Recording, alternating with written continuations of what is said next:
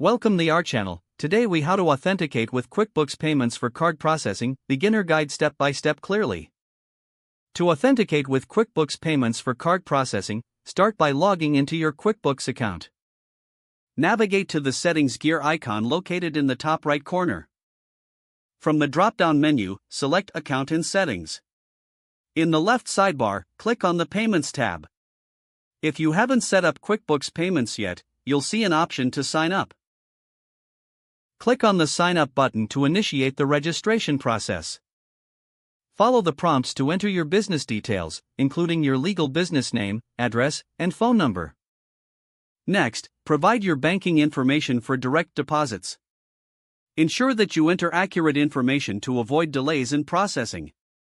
Once your details are filled out, review the terms and conditions for QuickBooks Payments. Accept the terms and click Finish to complete the registration. You may need to verify your identity by providing additional documents. Follow the instructions provided to upload any required identification. After submission, QuickBooks will review your information for approval.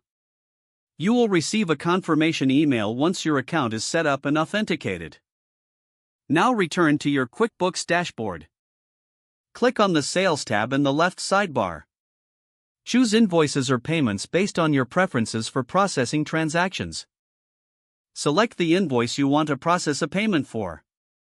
On the invoice screen, click the Receive Payment button. Choose the option to accept credit card payments. You may be prompted to log in to your QuickBooks Payments account again for verification. Enter the card details provided by your customer. Double-check the information for accuracy. Click the Submit Payment button to process the transaction. Once successfully processed, you will receive a confirmation message. Your customer will also receive a notification about the payment. You are now authenticated and ready to use QuickBooks Payments for card processing. If the page does not load, refresh the browser or try again in a private or incognito window. Don't forget to like this video and subscribe to our channel for more step-by-step tech guides.